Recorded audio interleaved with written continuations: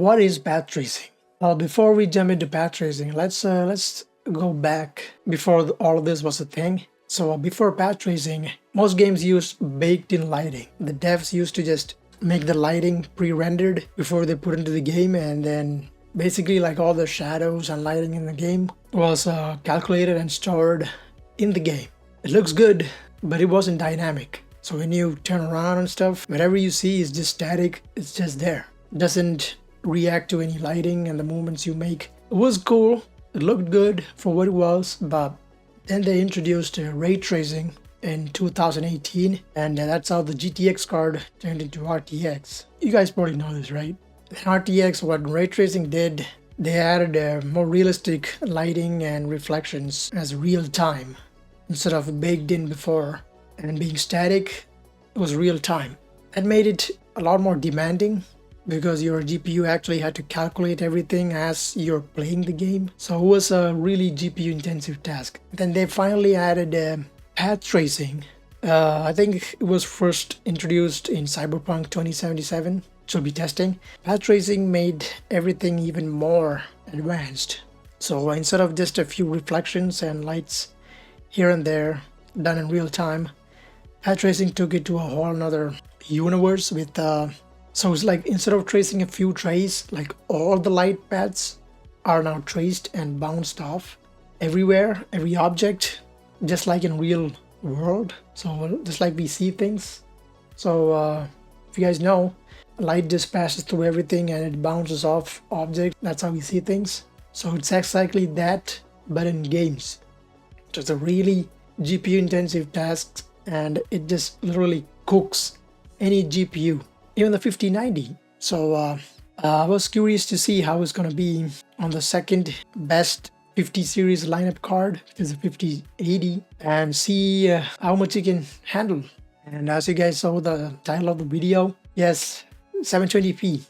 It literally turns the 5080 into a 720p card to be able to do path tracing maxed out. So we'll be testing out Cyberpunk 2077, of course, and then Alan Wake 2, another really intensive game, and then finally Indiana Jones, The Great Circle. Yes, I had to get the game just to see how things go.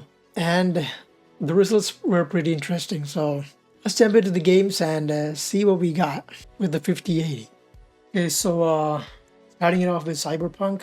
So all these videos were recorded the day before. So none of this is, I'm not playing any of these games right now. It was recorded the day before, right? So, you know, I got jobs and stuff, so I barely get a few hours to actually record everything and make the videos. So bear with me on that. So that's not the point. So here, you guys can see it's on 4K, maxed out, path tracing and everything. You guys can see I'm getting 20 FPS. 20 FPS is, let's be honest here, it's not playable. And with path tracing, the game looks absolutely beautiful.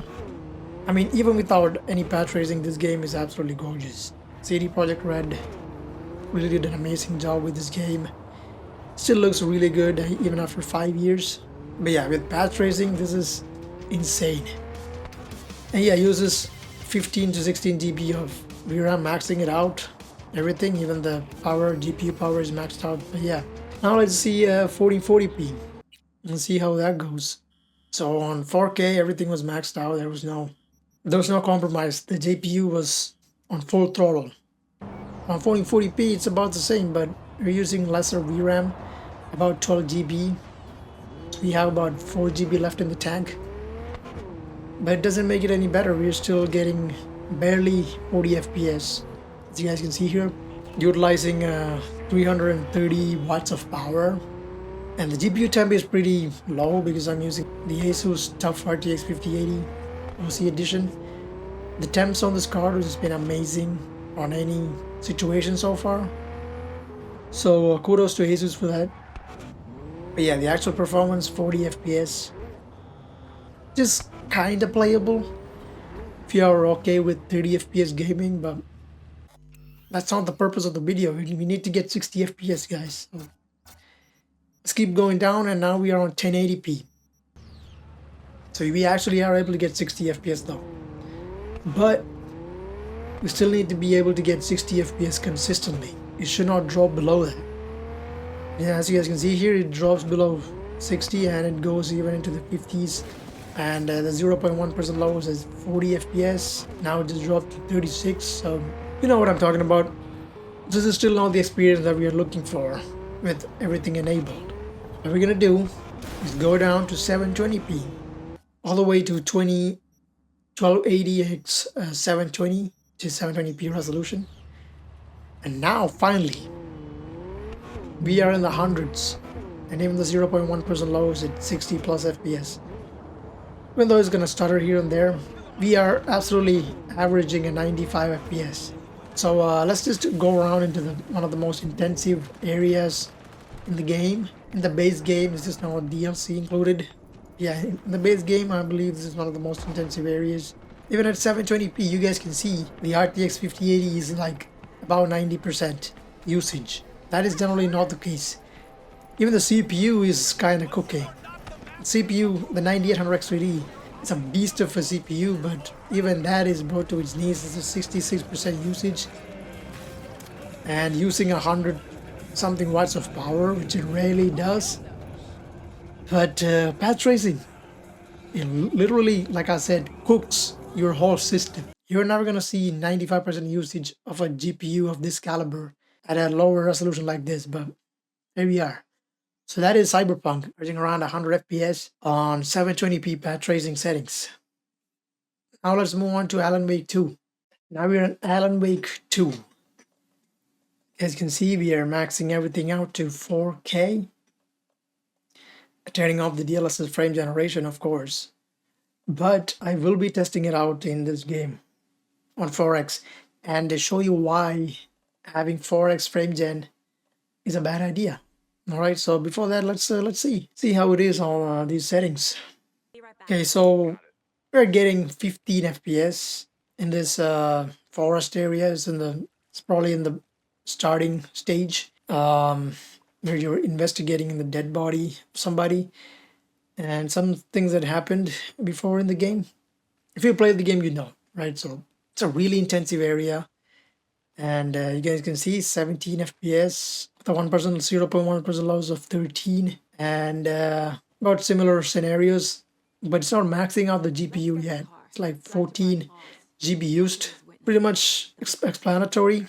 And then right here, turning on 4X frame gen to see how that is. Okay, this is NVIDIA's technology to boost your FPS, and I mean on paper it looks smooth.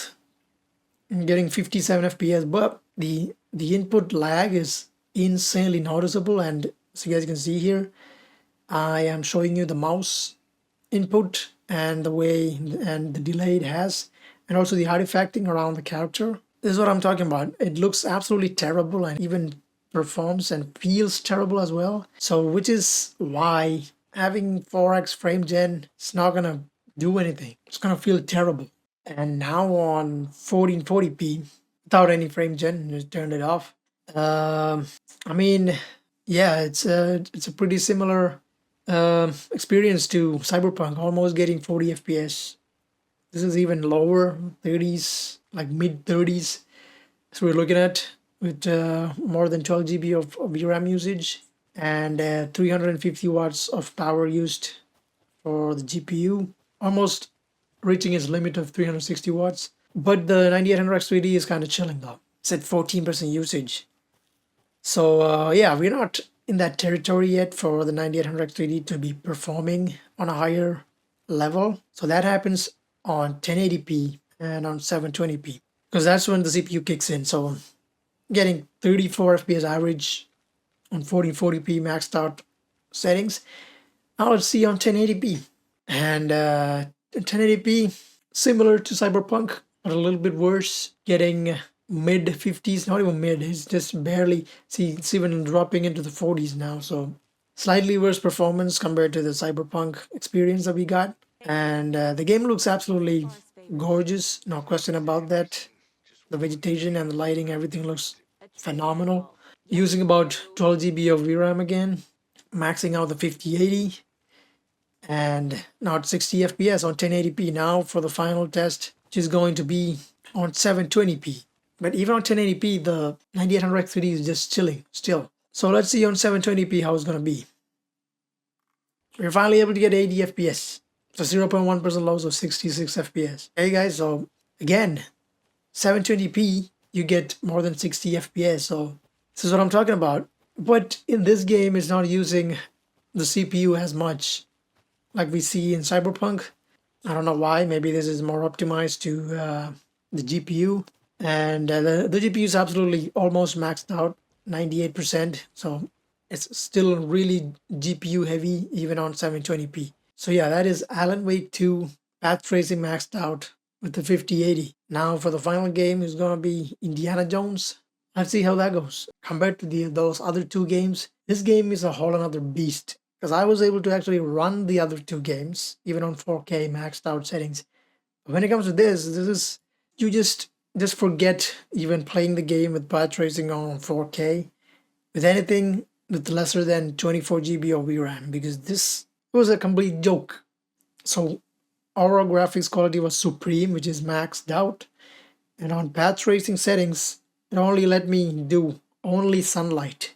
Wasn't even letting me do native DLAA. If I turned that on, the game would crash. Or if I turn on all lights instead of just sunlight, the game would crash. And for some reason, I wasn't able to get the MSI overlay to work properly. It was glitching out. And right now you can see it doesn't look all that great because something is really off. I don't know what it is, but some shadows and everything is kind of off.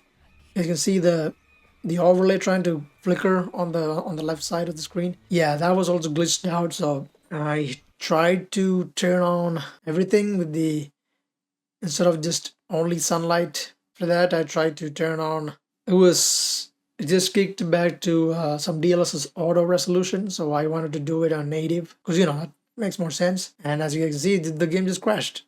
It's asking me to run it on safe mode, because if I don't run it on safe mode, what it will do is it's try to run the game on the same settings and it would crash again. So that didn't work. So I wanted to try it on DLSS balanced, like some kind of upscaling, just to see if I can actually make it work.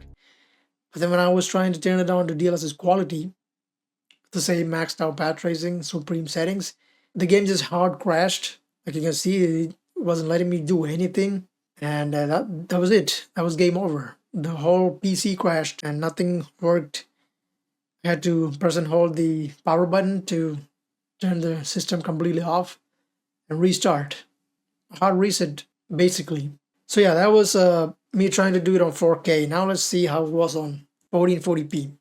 So on 1440p DLAA settings, we are actually getting, the game actually becomes playable with more than 40 FPS, looking nice and clean, getting similar type of experience. So now you get the idea. With path tracing on 1440p, most games will get about 30 to 50 range in terms of the FPS, and Indiana Jones is pretty much the same. So just don't crank it up to 4K and you get a playable experience on 1440p. We're not going to settle for this. That's not what this test is about. We're just going to go straight for 60 FPS and 40 FPS, not worth it. Let's see how it is on 1080p now. Same settings, DLAA, path tracing, still not able to get 60. Same kind of results that we saw in the other two games. This is pretty much closer to Cyberpunk than Alan Wake. So even though both are in a similar kind of setting in the jungle, this game runs a little bit better, I guess.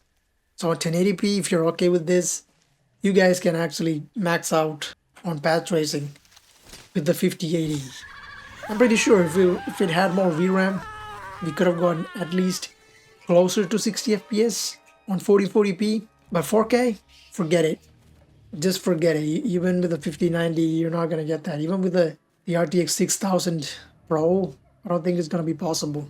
Yeah, but I'm talking about pure rasterization. I'm not talking about any frame gen or none of that, right? Just pure rasterization, I don't think it's going to be possible on any current gen GPU. So almost 60 FPS. It is playable. Don't get me wrong, it's playable, but 60 FPS is our goal. And finally on 720p, 81 FPS. Still almost maxing out the GPU at 99% and using about 25% of 9800X 3D. Pretty cool. Averaging around 75 FPS.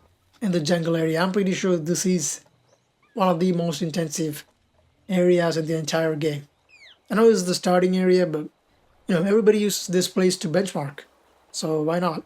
And there you go, guys. That's Indiana Jones 720p. You can finally get 70 plus FPS. It's not gonna drop below 60 at all, averaging around 75 with a straight frame time graph. Perfect. So if you're cool to play games on 720p and want path tracing, 5080 is the card for you. Don't do it. It's not worth it. And that is Indiana Jones. So yeah, that was my test, trying to see how much we can get with the path tracing turned on with the 5080. And as you guys saw, it was a pretty interesting experience, pretty interesting test. We were able to get to almost 60 FPS on 1080p. But yeah, you definitely need to pay $1,500, $2,000. I paid over $2,000 for this card in Canada to get 720p experience. That is insane. In 2025, if you want to max out a game on 720p, you gotta pay more than $2,000. Times have gone backwards, like real backwards. But yeah, that is it for this video, guys. I hope you guys find this video helpful. If it did, please leave a like, subscribe to the channel. I'll be doing a lot more of these type of tests and benchmarks on different GPUs and comparisons, sharing to that type of content. A lot more stuff to come, so stay subscribed. I hope you guys are having a great time wherever you are. I'll catch you guys in the next one. Peace out.